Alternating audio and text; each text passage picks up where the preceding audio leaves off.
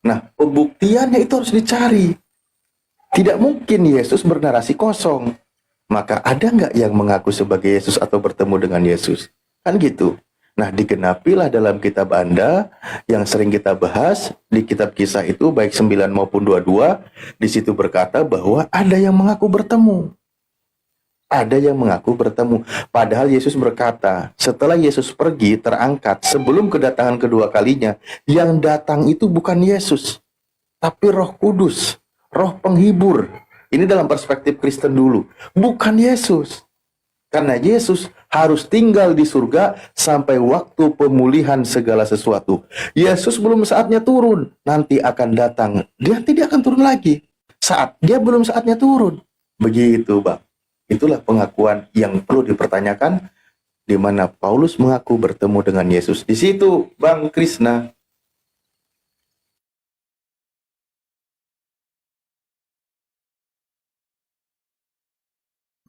Iya, iya Bang. Iya itu sebenarnya masuk di logika saya itu Bang. Nah, oke, baik. Abang sudah Cuma menyiapkan sebuah narasi atau masih merangkai dulu? Kalau masih merangkai, masih menyimpan, saya akan lanjutkan. ya silakan lanjutkan dulu Bang. Oke, baik. Nah, itu tadi ya sudah sangat jelas dan masuk di akal. Kita ingat lagi pesan Yesus.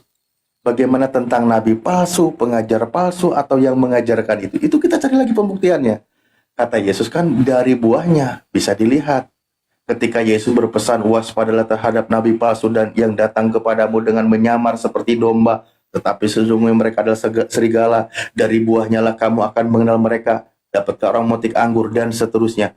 Di situ Yesus mewanti-wanti pengajar palsu, nabi palsu yang nanti mengaku sebagai dari Mesias palsu, dilihat dari buahnya pengajarannya. Mari sekarang kita lihat, apakah pengajaran yang tadi mengaku bertemu dengan Yesus itu sama pengajarannya dengan ajaran Yesus.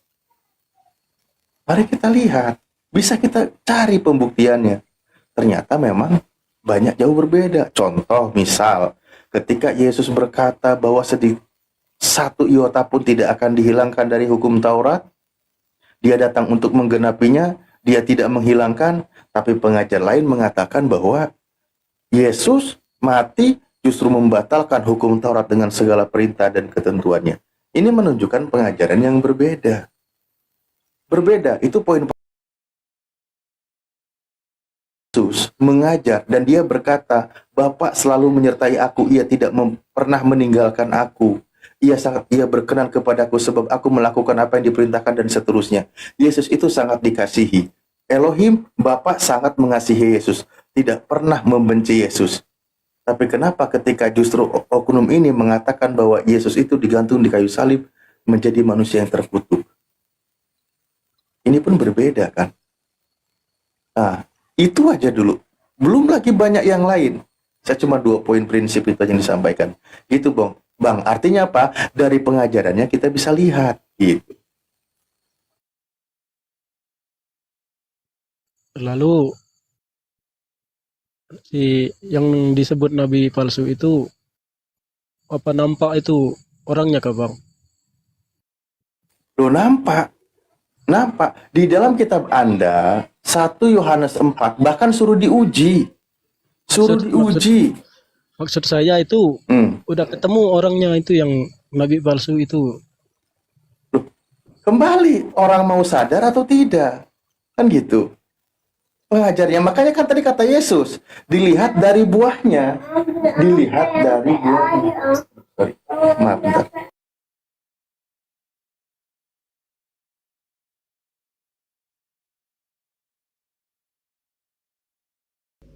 Bentar ya. Sambil di tab-tab layar teman-teman, sambil di tab-tab layar dan di follow-follow ini akun host yang baru nih ya. Silakan di follow akun host. Dan akun semua yang ada di atas ya, narasumber muslim. Silakan bertanya lagi Bang Krisna, Ustadz Alipnya lagi sambil ngomong kayaknya. Ya, itu ya. Tadi Yesus berpesan, kan ketika dia mengajarkan di Matius 7, 15, 16, Yesus itu pembuktiannya, palsu atau aslinya itu dilihat dari buahnya, dari pengajarannya. apakah pengajarannya itu benar-benar dari Tuhan atau tidak. Makanya di dalam 1 Yohanes 4 dikatakan, saudara-saudaraku yang kekasih, janganlah percaya akan setiap roh. Artinya di sini pengajaran, firman kan, tetapi ujilah roh-roh itu, apakah mereka berasal dari Allah? Sebab banyak nabi-nabi palsu yang muncul dan pergi ke seluruh dunia. Diuji, pengajarannya diuji. Seperti itu, Bang. Nah, pembuktian, mari tadi kita lihat. Bagaimana bukankah Yesus juga menerima firman dari Bapa, dari Tuhan? Dia ditugaskan mengajar di tengah Bani Israel. Bukankah dia sudah menyelesaikan tugasnya ketika dia sampaikan semua yang difirmankan oleh Bapa, sudah disampaikan semua kepada muridnya, muridnya sudah menerimanya, dan muridnya juga percaya kalau Yesus itu adalah utusan Bapa, kan gitu. Artinya sudah diterima semua tuh. Tidak perlu ada lagi kitab baru yang menjual nama Yesus. Tapi kenapa tiba-tiba ada kitab baru yang mengatasnamakan Yesus, tapi isi pelajarannya berlawanan dengan ajaran Yesus? Bisa dilihat tadi kan, bagaimana ketika ajaran Yesus tidak pernah menghalalkan babi, tiba-tiba Paulus berkata segala sesuatu halal bagiku.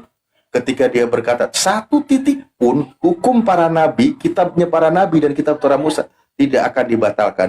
Justru dia datang untuk menggenapi. Coba Bang ya, ketika Yesus berkata, ini kalau kita lihat benar-benar ajaran Yesus, itu sebenarnya ajaran Yesus itu lebih berat daripada ajaran Nabi Musa.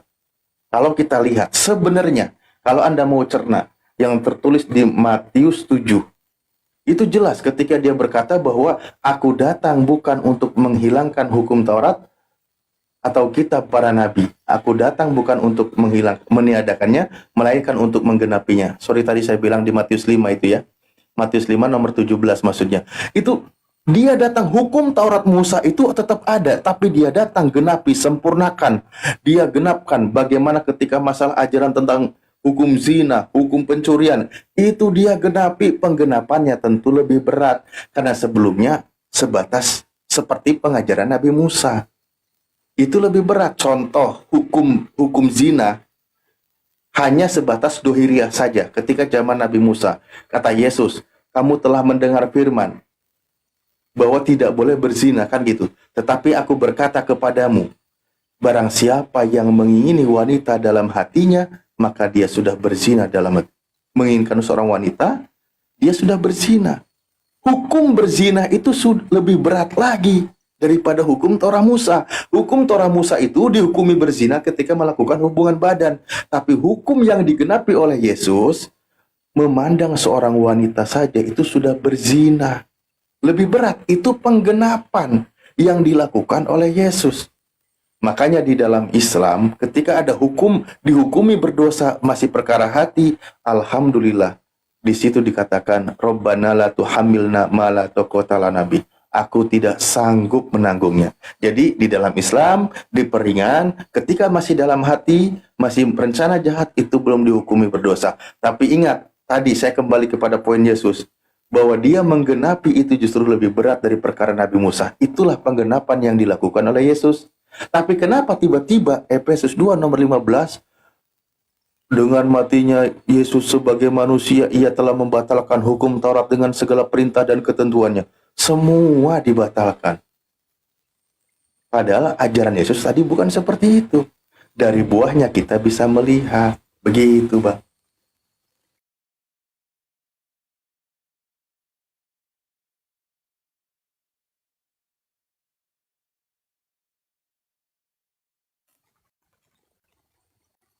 Wah, suaraku belum selesai kayaknya di dia, delay 3 menitan lah. Jadi kita tunggu aja teman-teman 3 menit. Itu masih ngomong di dia itu. Baru di Matius 5 nomor 17 itu.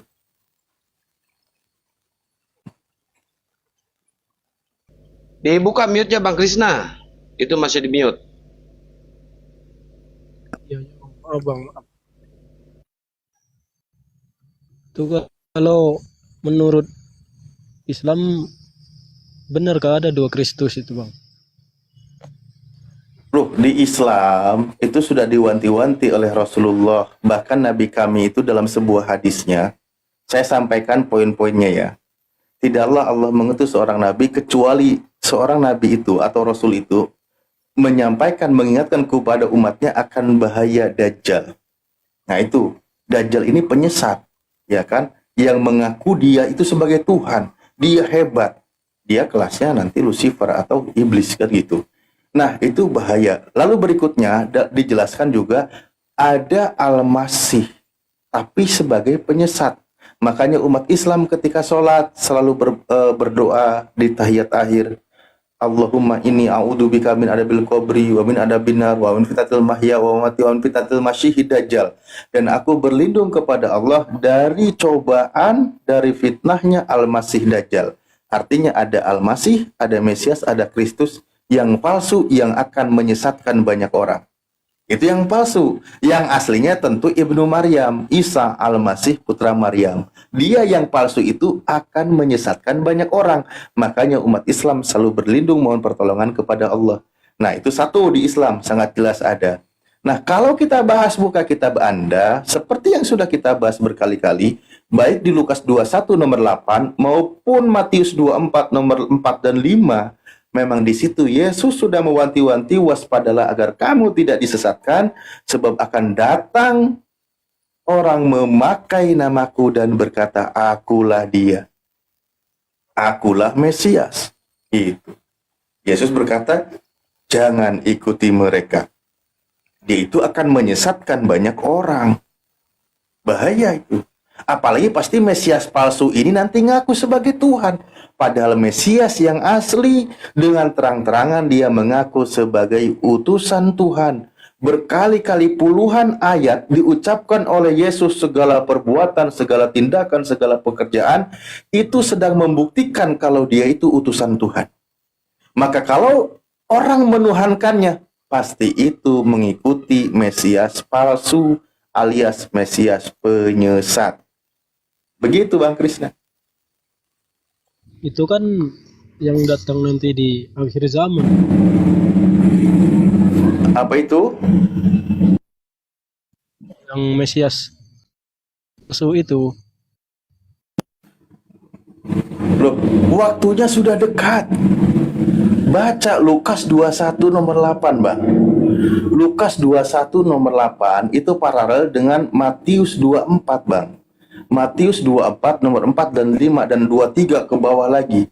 Ketika Lukas 21 nomor 8, dia berkata, ketika murid-muridnya, saya baca ya, dan murid-murid bertanya kepada Yesus, katanya, Guru, bila manakah itu akan terjadi?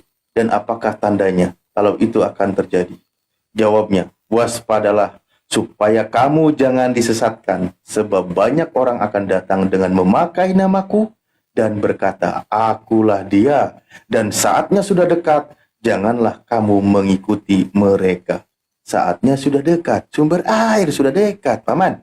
Nah, di situ, maka harus wanti-wanti. Bukankah ada dijelaskan tadi 1 Yohanes 2 nomor 18 dan 19, pengajar-pengajar anti Yesus itu memang sudah ada. Di tengah-tengah mereka itu sudah ada. Kalau Anda buka dalilnya 1 Yohanes 2 nomor 18, ajaran yang berlawanan dengan Yesus itu sudah ada. Dan mereka berasal dari antara kita. Namun mereka tidak sungguh-sungguh pada kita. Bunyi ayatnya seperti apa? Saya bacakan. Anak-anakku, waktu ini adalah waktu yang terakhir. Dan seperti yang telah kamu dengar, seorang antikristus akan datang. Sekarang telah bangkit banyak antikristus. Itulah tandanya bahwa waktu ini benar-benar adalah waktu yang terakhir. Memang mereka berasal dari antara kita. Di antara mereka itu datang. Ajaran yang berlawanan dengan Yesus sudah hadir waktu itu, dan mereka di antara mereka. Jadi nggak bisa keluar dari poin-poin yang disampaikan oleh Yesus. Pengajar-pengajar sesat yang menjual nama Yesus dan mengatasnamakan Yesus itu tidak keluar dari masa zaman Yesus sampai setelah Yesus, dan tidak keluar dari para pengikut Yesus. Semua digenapi di sana. Tinggal kita harus peka, cari tahu benar nggak nih, kan gitu. Makanya pembuktiannya itu harus ada. Karena Yesus berpesan, memang ada, akan datang. Artinya harus percaya Anda. Kecuali Anda tidak mau percaya. Tadi sudah kita jelaskan bagaimana nanti dia mengajarkan, menyesatkan banyak orang. Bukti pengajarannya berlawanan atau sejalan dengan Yesus. Yang namanya antikristus berarti kan pengajarannya berlawanan dengan Yesus gitu. Oke? Ya, ya, betul, betul sekali, Bang Alip. Maaf, Bang Alip, suara saya agak Iya. terbatas. Perasaan dari tadi saya berkali-kali jawabnya Bang, kok cuman sekali betulnya. Ya, emang betul itu, Bang. Kalau dipikir secara logika,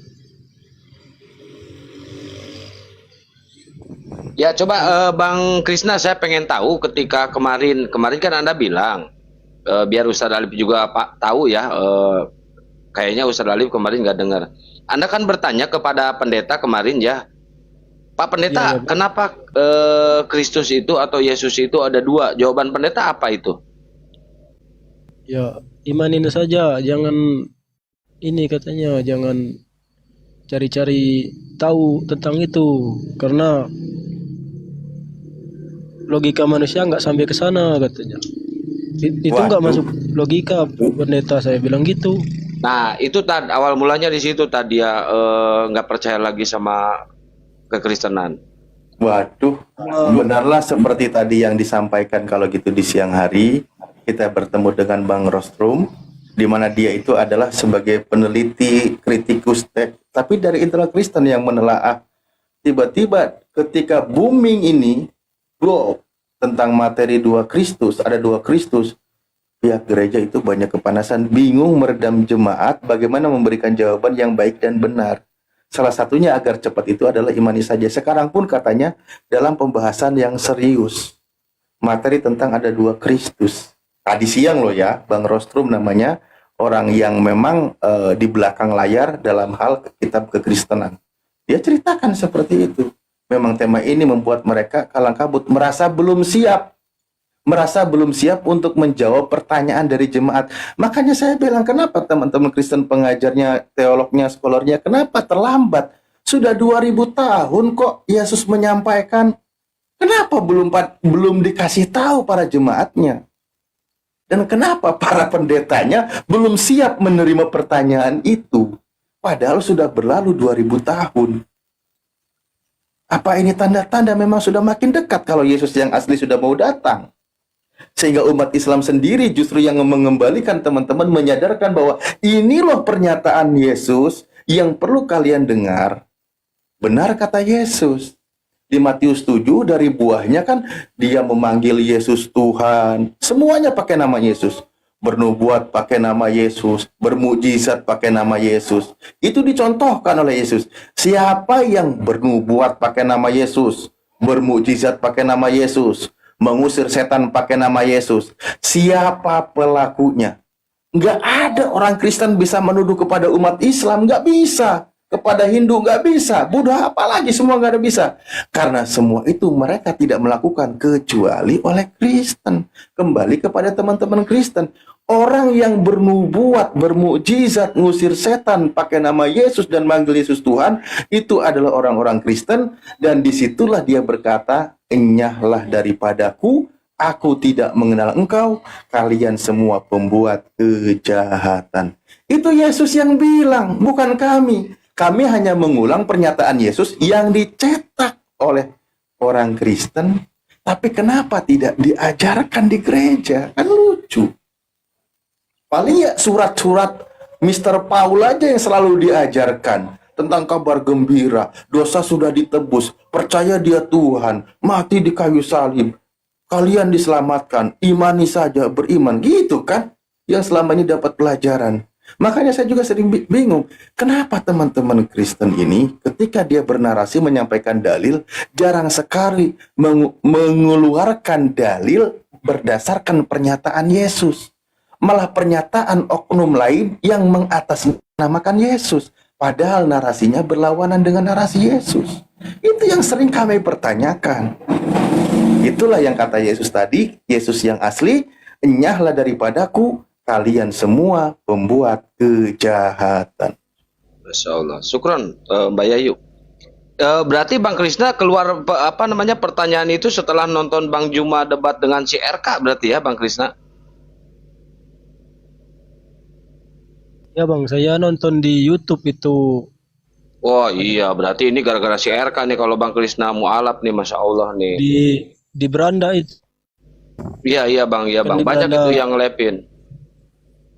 Ya di beranda saya penasaran kan lihat. Ya saya tonton sampai habis. Nah, terus Anda bertanya ke pendeta ya, jawaban pendeta kayak gitu ya bang? Iya betul betul. Waduh, terima kasih banyak RK kalian. Anda telah menyadarkan semua umat Kristen yang ada di Indonesia ini. Lanjut bertanya lagi bang, ke Ustadz Alif bang. Yang saya mau tanyain, Yesus itu kan dilahirkan bang ya.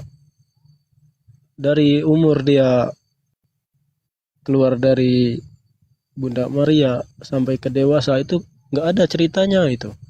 Dari Bible nggak ada. Iya, ini masih koma atau sudah titik ada tanda tanyanya? Ya begini kan, kan Bunda Maria melahirkan Yesus Hmm, dari dia keluar dari bunda itu sampai dewasa nggak ada ceritanya dia waktu kecil itu kemana. iya. Gini Demikianlah. Bang ya. Oke, oke, saya lanjutkan ya kalau gitu. Gini, memang kenapa kan terjadi banyak spekulasi kesimpulan-kesimpulan bahkan bukan hanya dari Islam ya. Dari beberapa orang-orang pendeta sendiri itu pun banyak melakukan contoh. Dia mengatakan hidup bersama orang tuanya, ayahnya menjadi tukang kayu. Lalu dia beranjak dewasa sebagaimana tradisi bangsa Yahudi, dunia pendidikan, ada belajar. Kalau kita mohon maaf istilahnya dia itu ikut sekolah SD dulu, masuk sekolah SMP, masuk sekolah SMA, habis itu levelnya dia kuliah dan seterusnya sehingga dia mendapatkan gelar sebagai rabi. Untuk mendapatkan gelar sebagai rabi, dia itu harus sudah punya istri, sudah berumah tangga, karena nanti pasangannya juga untuk akan mengajarkan kepada jemaah. Dan itu kisah seperti itu, tentu rentan usianya ketika dia berumur dari usia 13 sampai ke 29. Nah, kisah hidupnya ini tentu tidak dicatat. Kalau dicatat, itu bisa mengguncang imannya Kristen. Makanya orang-orang Kristen, mohon maaf ya, pasti akan menolak ketika Yesus misal dia itu punya istri, pasti akan menolak. Masa Tuhan punya bini? Kan bahaya, kan gitu. Makanya kisah hidupnya itu hilang, tidak tercatat. Masa-masa dia padahal kalau kita mau menggunakan akal sehat, kisah hidup seseorang di usia emas itu harus tercatat karena di situ banyak menorehkan sejarah. Mestinya harus tercatat. Ini tidak ada dihilangkan. Bahkan ada Injil Thomas yang dimana Thomas itu murid Yesus. Beberapa pernyataannya dikutip di dalam kitab Yohanes. Bahkan teman-teman Kristen sering mengambil dalilnya, ya Tuhanku dan Allahku. Itu pernyataan Thomas diambil dalilnya, tapi kitabnya ditolak. Dia diapokrif, dia tidak mau dikanon. Kan gitu dalam sejarahnya. Kenapa? Karena Injil Thomas banyak mengisahkan masa kanak-kanak Yesus. Ada lagi Injil yang siapa itu? Filipus yang kisah rumah tangganya Yesus dengan yang bernama Maria. Ada lagi beberapa sekolah yang meneliti, membukukan dia itu berumah tangga. Nah, contoh saja masa kanak-kanak Yesus tidak dimuat di dalam Bible. Kenapa? Karena itu sangat mengganggu keimanan prinsip. Tidak tergambarkan Tuhan main dengan anak kecil, main dengan teman-temannya, mainannya dirusak lalu dia marah. Karena pasti mengguncang iman, makanya tidak dimasukkan. Bahkan dalam sebuah jurnalnya, dalam sebuah websitenya ada namanya Gereja Kristen Indonesia, Pondok Indah. Saya pernah baca dan teman-teman Kristen memang merasa terusik. Tapi itu yang memaparkan gereja kok. Bahwa masa kanak-kanak Yesus, kenapa tidak dimuat?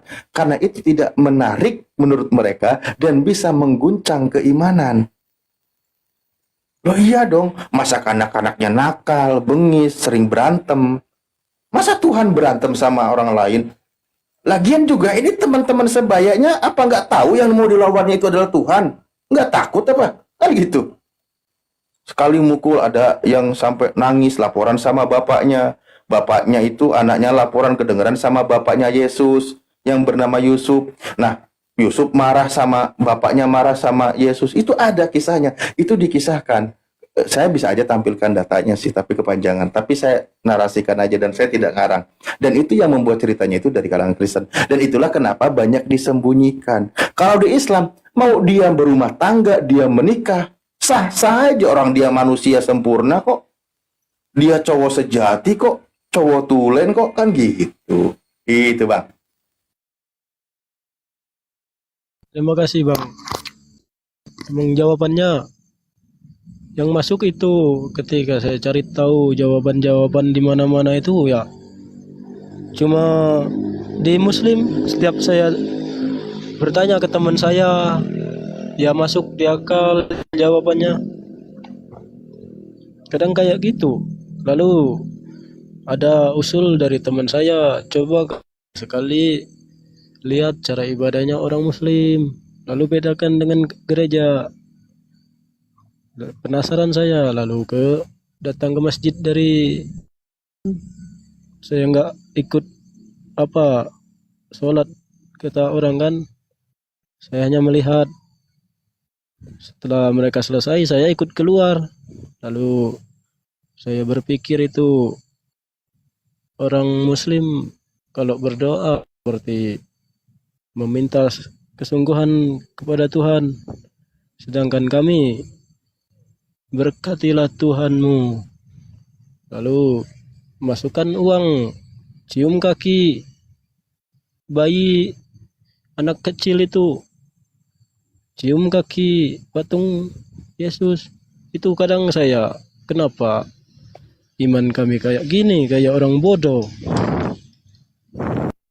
Demikianlah Bang. Ya, itulah memang ajarannya. Ajaran Kristen maksudnya, tapi bukan ajaran Yesus.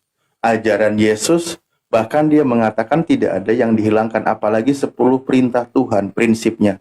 Dilarang membuat patung. Iya kan? Itu hukum yang tidak ditawar. Tapi kenapa malah kalian cium patung? Kan gitu. Itu berlawanan, saya bilang. Padahal Yesus sendiri tadi mengatakan di dalam Matius 5 nomor 17 sampai seterusnya, ketika dia tidak meniadakan hukum Taurat dan kitab para nabi, bahkan dia berkata, jika hidup keagamaanmu tidak lebih baik daripada ahli Taurat dan orang Farisi, kamu tidak akan menduduki kerajaan surga. Kan dia berkata seperti itu. Dia harus lebih baik keagamaannya, praktek ibadahnya. Kalau dia tidak menghilangkan, berarti ketika Nabi Musa sujud, para nabi yang lain, Yakub sujud, semua para nabi sujud, Yesus pun sujud. Dan faktanya memang Yesus ketika ada taman Getsemani, dia berdoa kepada Elohim, dia bersujud kok. Menghadap kepada Tuhan, kan gitu.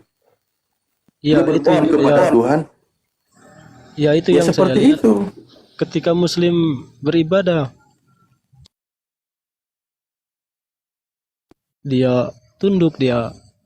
Tapi pas kami hari kebaktian itu banyak yang kesurupan, banyak yang disiram air. Jadi saya bingung sendiri di sana di gereja. Dan satu lagi poinnya, coba contoh aja. Bunda Maria, ini gambar fotonya, ilustrasinya, dia selalu tertutup pakaiannya, auratnya. Dia pakai kerudung. Iya kan? Dia tertutup pakaiannya. Itu ciri orang Yahudi di mana aturannya memang harus tertutup auratnya. Nah, itu juga yang diterapkan oleh umat Islam. Umat Islam justru wanitanya, maksudnya kaum perempuannya, dia menutup auratnya apalagi ketika dia beribadah.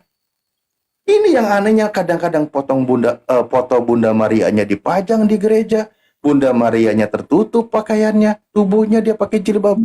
Yang datangnya pakai rok Ada pendek. patungnya juga itu Bang Itu dia. di dalam. Tapi ya kalau abang sudah merasa resah seperti itu, ya cobalah mulai berpikir lagi secara logis, berpikir lagi, minimal begini bang, minimal tuh begini. Coba ketika Anda baca Bible, Kalau mau Anda berpikir sehat, minimal dulu nih, banyak-banyak baca pernyataan Yesus. Itu pernyataan Yesusnya lah. Karena itu prinsipnya. Coba, seandainya nih ada pernyataan orang lain yang secara prinsip berlawanan dengan pernyataan Yesus, ini adalah kekristenan, maka Anda harus ambil satu prinsip. Omongan Yesus yang harus dipegang karena dia tokoh utamanya, kan gitu. Ibarat kami, para ulama menyatakan apapun ketika berlawanan dengan hadis Rasulullah, karena hadis Rasulullah adalah sebuah ajaran, ya maka patokannya hadis Rasulullah. Kan seperti itu. Nah, cobalah kau baca pelan-pelan pernyataan Yesus dan ingat, sebelum peristiwa penyaliban. Karena pernyataan Yesus sebelum peristiwa penyaliban itu banyak diterima oleh akal, logis, dan lebih pemahamannya Yudaisme ajarannya. Tapi kalau sudah bangkit dari kubur, wah berkata ya itu udah mulai aneh-aneh. Udah mulai aneh-aneh. Makanya baca coba. Ya betul itu bang. Ada juga saya bertanya, saya kasih tahu teman saya Yohanes kan namanya. Saya bilang sama dia, saya tertarik masuk Islam. Dia ngajak baku saya. Kenapa kamu mau salibkan 2 kali Tuhan kita? Ayo kita baku katanya. Bilang begitu teman saya.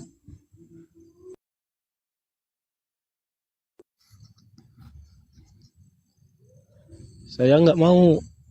Oh saya bercanda, saya bilang gitu bang.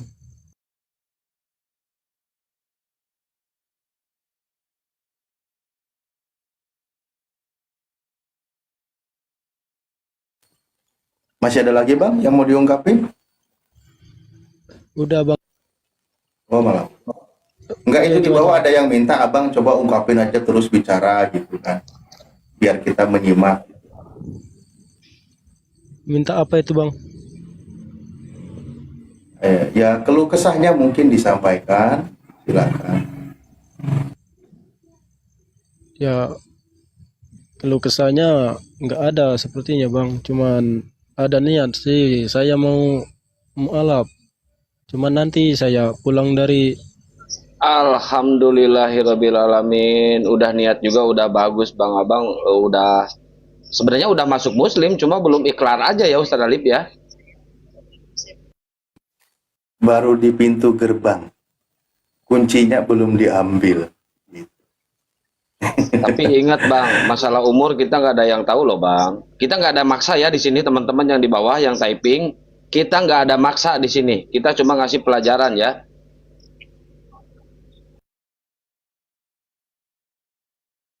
Ya, terus belajar, gunakan akal sehat. Karena memang doktrin yang sudah membatu mungkin abang kalau sudah sekian usia, itu kan memang perlu waktu. Karena gini, ketika Anda mungkin terbiasa seperti tadi, nyium patung, lalu masukin ke baskom kan, kayak gitu tuh, ibadahnya seperti itu, ringan-ringan, apalagi doktrin, percaya dia mati di kayu salib, diselamatkan, dan sebagainya.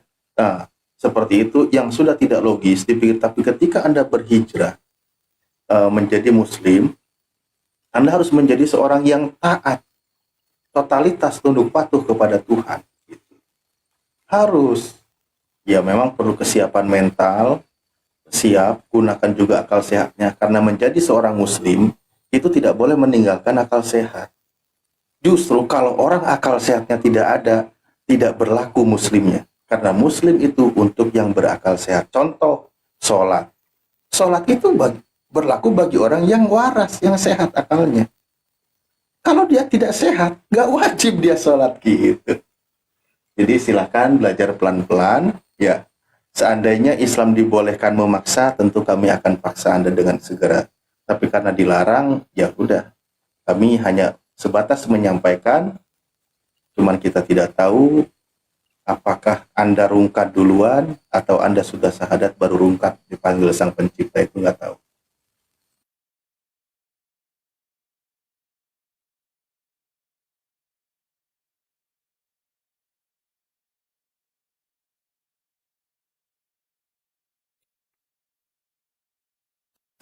maaf bang. Ya, dimaafkan. Dikeluarkan saya ini. Wah, keluar sendiri, Bang. Nggak ada, itu keluar sendiri, itu Bang Krisna kayaknya sinyal itu seperti biasa kayak kemarin Bang Krisna. Nggak apa-apa, nanti Iya, minta naik lagi aja. nanti mungkin saya pulang dari Lombok, Bang. Ada niat mau masuk Islam, tapi Iya, nunggu Bang. pulang dulu. Palestina ini posisi di mana sih? Gimana, Bang? Nah, posisi di mana? Sekarang Di Indonesia apa Malaysia? saya di Lombok, Bang, Bali. Oh, Lombok, Bali. Keluarga semua Kristen ya? Iya, Anda Kristen Katolik Protestan? nomor 4 Muslim, dapat istri Muslim dia. Nomor 3, nomor 3. Oh. Masih sering ke gereja? Ya terakhir saya 7 bulan lalu pas di kampung. Masih percaya Yesus itu Tuhan? Ya untuk sekarang ya saya masih meragukan lah, Bang. Karena nggak masuk di logika Lanjut saya. Ustaz, udah ragu dia Ustaz. Iya, Bang. Udah bilang ya dia pilihannya ingin syahadat. Hanya perlu waktu. Kan dia bilang seperti itu tadi. Secara ajarannya, ya memang sudah berkata tidak logis. Makanya saya bilang tadi sekiranya kau mau coba di kekristenan minimal nih. Bisa jadi ketika Anda membaca narasi Yesus yang tinta merah sebelum peristiwa penyaliban ya. Karena kalau sudah peristiwa penyaliban itu sudah mulai melawan logika yang saya lihat. Seperti dia bangkit, orang kudus bangkit. Tapi kalau ketika dia mengajar itu sangat logis. Mukjizat dia lakukan, dia pembuktian sebagai utusan Tuhan. Benar itu. Semua para nabi dibekali mukjizat. Karena dia sebagai wakil Tuhan di muka bumi untuk menyampaikan firman Tuhan. Pembuktiannya melawan kehebatan pada masanya. Zaman Nabi Musa. Nabi Musa bisa bermukjizat membelah lautan, merubah tongkat menjadi ular dan sebagainya. Karena sihir waktu itu lagi trending, lagi ramai-ramainya para ahli sihir. Kan gitu. Tuhan membekali mukjizat. Begitu juga Yesus. Zaman tabib kedokteran orang bisa menyembuhkan. Nah, Yesus diberikan mukjizat menyembuhkan yang buta dan seterusnya. Bahkan menghidupkan yang mati. Ketika Yesus menghidupkan yang mati, dia berkata apa? Semua ini dilakukan untuk membuktikan kalau dia itu utusan Tuhan. Jadi mukjizat yang dia lakukan semata-mata tiada lain adalah untuk menunjukkan kalau dia itu utusan Tuhan. Hanya kadang salah paham ya teman-teman Kristen, mukjizat yang dilakukan oleh Yesus, itulah kehebatan Yesus yang dia lakukan, membuktikan dia itu Tuhan. Nah, itu kesalahpahamannya. Padahal tidak seperti itu. Makanya, ya itu ya, pelajari lagi, sekiranya mau pelajari. Lalu nanti kita cari pembuktian. Karena ajaran Yesus itu dia berpesan. Jadi, orang-orang setelah Yesus itu tidak akan dibiarkan yatim piatu, tidak akan dibiarkan terombang-ambing dalam kegalauan, kebingungan. Makanya Yesus meminta kepada Elohim agar diberikan penolong yang lain setelah Yesus pergi. Karena ajaran Yesus pada prinsipnya itu masih berlanjut, baru 3 tahun dia mengajar. Yesus baru 3 tahun mengajar, tentu pelajaran belum tuntas. Kalau kita sekolah, SD 3 tahun, belum lulus, minimal sampai kelas 6. Makanya masih banyak yang ingin aku sampaikan, kata Yesus. Masih banyak yang ingin aku sampaikan, tapi kamu belum sanggup untuk menanggungnya. Karena belum sanggup menanggungnya, dan Yesus harus pergi. Makanya dia minta tolong kepada Tuhan, akan diberikan nanti penolong yang lain, yang akan menyampaikan, membimbing manusia ke dalam seluruh kebenaran, kan gitu. Tetapi apabila ia datangnya itu roh kebenaran, ia akan memimpin kamu ke dalam seluruh kebenaran. Sebab ia tidak akan berkata-kata dari dirinya sendiri, tetapi segala sesuatu yang didengarnya, itulah yang akan dikatakannya, dan ia akan memberitakan kepadamu hal-hal yang akan datang. Itu yang diminta oleh Yesus, roh kebenaran yang akan memimpin manusia, orang-orang masuk ke dalam seluruh kebenaran. Makanya Al-Quran hadir, surah Al-Fatah ayat 29, surah lain mengatakan, Bismillahirrahmanirrahim, Huwaladzi arsala rasulahu bil huda wa dinil haq liyudhirahu ala dini kulih. Gitu. Jadi semua akan ditampakkan ke dalam ajaran agama itu. Nah seperti itu. Zaman Yesus belum sanggup menanggungnya mereka. Pelajaran-pelajaran materinya itu belum sanggup. Tapi Yesus harus pergi. Makanya dia minta penggantinya nanti yang akan mengajarkan manusia ke dalam seluruh kebenaran. Dan ciri-cirinya, dia menyampaikan itu bukan dari dirinya sendiri, tapi berdasarkan apa yang difirmankan atau yang didengarnya. Makanya ketika ada wahyu Al-Quran surah An-Najm, dia berkata apa? Nabi kami menyampaikan, wa ma yantiqu anil hawa in huwa illa wahyu yuha. Nabi kami disuruh mengucapkan bahwa aku berkata-kata bukan dari diriku sendiri, aku menyampaikan sesuai dengan apa yang diwahyukan oleh Allah kepadaku. Ya, Nabi kami yang tidak pernah baca Bible mendapat wahyu seperti itu. Ini seperti gayung bersambut dari pernyataan Yesus sebelumnya. Poin berikutnya apa? Ia akan memberitakan kepadamu hal-hal yang akan datang.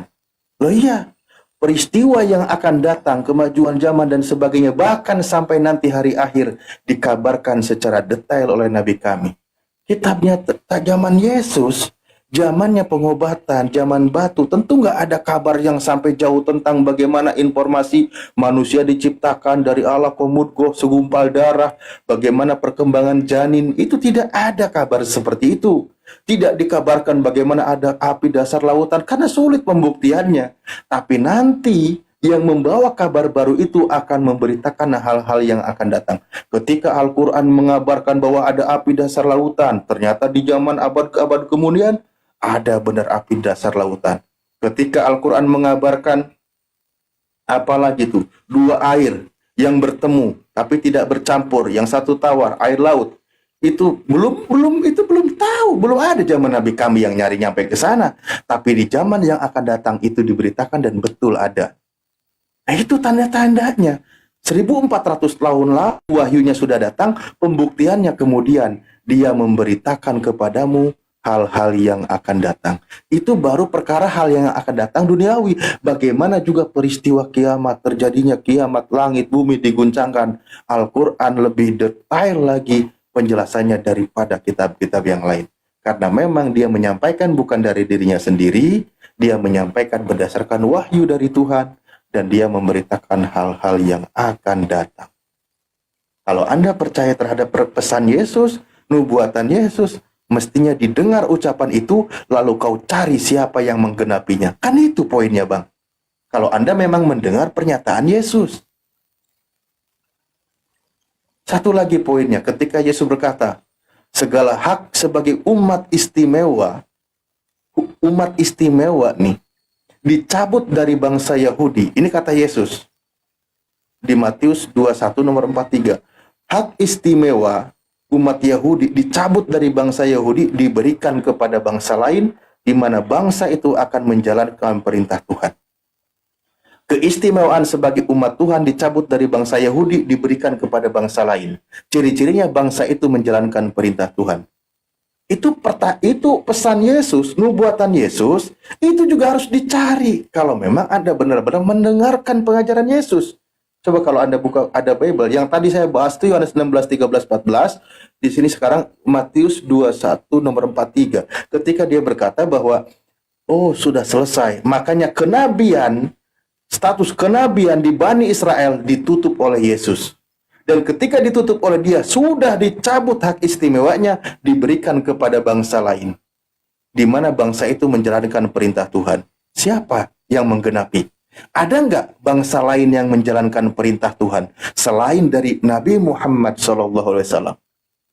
Di mana? Katanya pindah ke Roma. Ya ampun, Orang yang nyalib Yesus, bangsa yang tidak bersunat, tidak masuk akal. Justru di dalam kitab Yahudi, bangsa yang tidak bersunat, najis hukumnya masuk surga. Nggak mungkin, nggak masuk, nggak logis. Dan itu tidak menjalankan perintah Tuhan. Tapi ketika Nabi Muhammad SAW bahkan turun ayat yang dia tidak pernah membaca ucapan Yesus, mengutip pernyataan Yesus, ada ayat Al-Quran surah Ali Imran ayat 110. Di situ dikatakan, Bismillahirrahmanirrahim, kuntum khairu ummatin ukhrijat linnas. Engkau sebaik-baiknya umat. Tadi kata Yesus, umat terbaik sudah dicabut dari bangsa Israel, diberikan kepada bangsa lain, ternyata digenapi oleh Nabi Muhammad. Engkau umat terbaik yang dikeluarkan untuk manusia, yang memerintahkan kepada kebaikan dan mencegah kemungkaran, berarti menjalankan perintah Tuhan.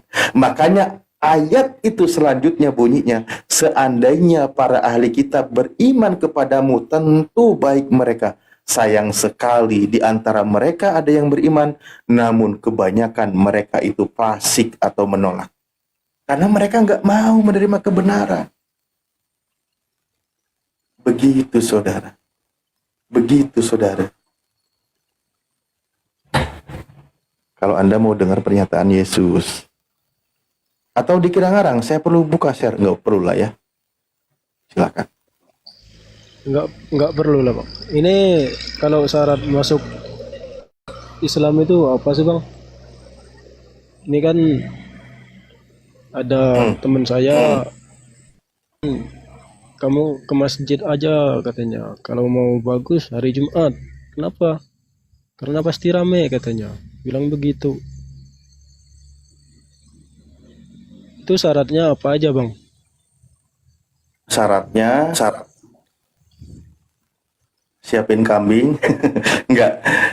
Syaratnya menjadi seorang muslim, satu, dia berakal sehat, ya, tidak majnun. Kedua, mengucapkan 2 kalimat syahadat, berikrar asyhadu alla ilaha illallah wa asyhadu anna muhammadar rasulullah. Aku bersaksi tiada Tuhan selain Allah, dan aku bersaksi bahwa Nabi Muhammad adalah utusan Allah. Ketika Anda berakal sehat dan mengucapkan 2 kalimat syahadat, maka sah Anda menjadi seorang muslim. Bukan setor, bukan harus bayar sekian, bukan. Justru malah di dalam Islam, ketika orang itu mu'alaf, malah dia mustahik zakat. Orang yang menerima pemberian dari saudara muslim, karena mereka saudara baru kita, sebagai bentuk kegembiraan persaudaraan, umat Islam harus menyisihkan sebagian hartanya sebagai zakat, berbagi dengan mereka. Atau barangkali juga karena nanti ke depannya nasibnya tidak seberuntung yang lain. Seperti itu. Misal terusir atau kehilangan mata pencaharian dan sebagainya.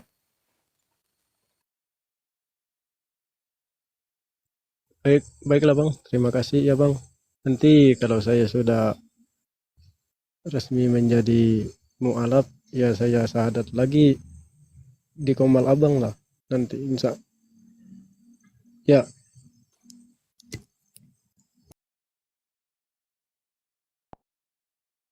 Tuhan. Aduh, nggak takut kali kalian, iman kalian itu kalian landaskan berdasarkan apa yang tidak tertulis. Sebentar Fandi, itu Pak Rostrum kenapa terguncang? Karena beliau baca yang bahasa Inggrisnya, di situ tulisannya Jesus. Iya, ya ini kan itu nyambung ini. Iya. Oh gitu. Iya, Kan itu kan sama. gitu. Iya. Kalau orang-orang akademisi itu Bang Rostrum itu di luar negeri itu semua mengatakan Nabi Isa dengan Yesus itu sama, sosok yang sama. Hanya Kristen-Kristen Konoha yang mau ngeles, ya kan? Yang mau ngeles. Karena memang ilmunya rata-rata di bawah rata-rata ilmunya teman-teman Kristen Konoha ini yang ada di Indonesia. Makanya mereka mencoba untuk ngeles bahwa tidak sama Nabi Isa dengan Jesus. Padahal orang-orang yang melakukan penelitian, profesor, sarjana Alkitab, profesor Alkitab itu semua mempelajari bahwa Nabi Isa dengan Yesus itu satu oknum yang sama.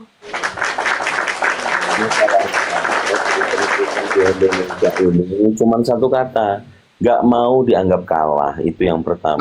Nggak mau dianggap kalah. Karena diskusi atau debat bagi mereka adalah suatu menang dan kalah. Tapi kalau kami orang Islam bukan, makna inti kami di sini adalah memberitahukan kebenaran Islam, dan itu dibatasi dengan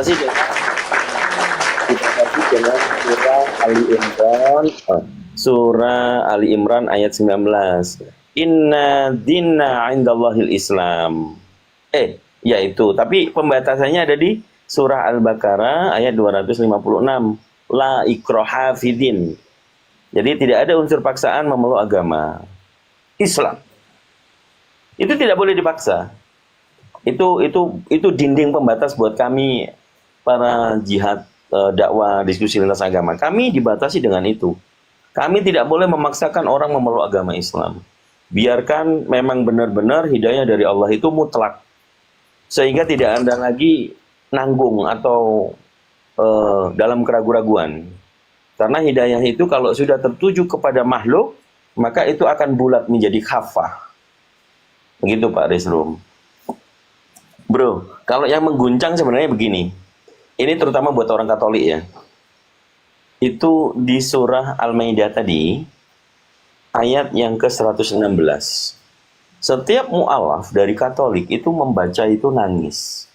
Mempelajari pembelajaran itu pasti meneteskan air mata. Bagaimana Allah Subhanahu wa Ta'ala itu meminta pertanggungjawaban kepada Nabi Isa alaihissalam. Mempertanyakan, padahal ditanya loh. Jadi ada suatu masa nanti Nabi Isa alaihissalam dimintain pertanggungjawaban sama Allah, ditanya, "Ya Isa ibnu Maryam, apakah kamu yang mengajarkan kepada umatmu untuk menuhankan kamu dan ibumu?" Nah, itu itu luar biasa. Kami kalau membaca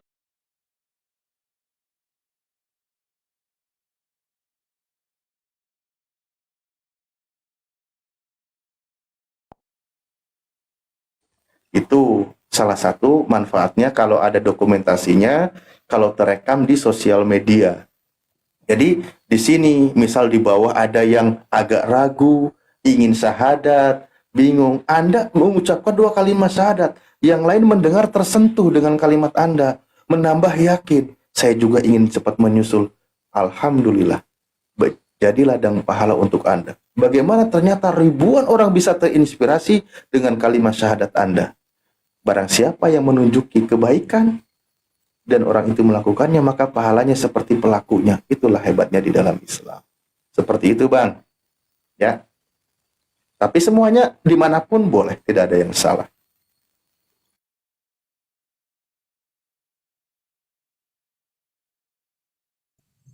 Iya, ini kan banyak yang typing di sini aja nih. Buat teman, maaf nanti dulu. Saya pikir dulu dan saya mau kompromi dulu sama orang tua. Nah, sedangkan saya kan jauh nih dari orang tua. Terus beliau juga sedang sakit. Takutnya nanti nambah pikirannya. Orang tuanya masih non-muslim Bang. Iya, dia Ya kalau orang masih tuanya non-muslim, abang syahadat ya pasti dia marahin. ya makanya Bang, jadi takut dia nanti kepikiran, banyak pikiran. Begini ya, sedikit menambah pemahaman aja. Ya, ini dalam perspektif Islamnya ya, perspektif Islamnya. Poin pertama adalah Al-Quran mengabarkan Bismillahirrahmanirrahim wa wasainal insana. Jadi Allah itu mewasiatkan kepada manusia. Sementara di sini tidak mandang agamanya dulu. Untuk apa itu? Berbuat baik kepada kedua orang tua. Artinya berbuat baik kepada orang tua sudah hukum lumrah tugasnya manusia seorang anak kepada ibu, kepada orang tua. Kan gitu. Bil walidayni ihsana kan ya, berbuat baik kepada kedua orang tua. Nah, berbuat baik kepada orang tua itu sudah perintah Tuhan. Ingat ada batasan, tapi dalam hal prinsip menyekutukan Tuhan, jangan pernah engkau mau ikuti. Makanya Al-Quran mengabarkan, wa in jahadaka ala antusyrika bima laisa laka bihi ilmu fala tuti'huma wa sahibhuma fid dunya ma'rufa. Namun dalam hal prinsip keyakinan, jangan engkau ikuti. Itu prinsipnya. Misal, maaf kata, Anda muslim, orang tua Anda non-muslim. Kan gitu. Nah, Anda seorang muslim, dalam hal keyakinan Anda harus punya prinsip. Biarkan orang tua yang tidak mau menjadi muslim, biarkan dia berjalan dengan sendirinya. Kan gitu. Tapi perintah Al-Quran, ingat, bukan Anda memusuhi orang tua, tapi harus berbuat baik kepada kedua orang tua dengan yang terbaik. Berbuat baik takdim kepada orang tua itu harus lebih baik lagi. Tapi hal masalah keimanan boleh berjalan masing-masing.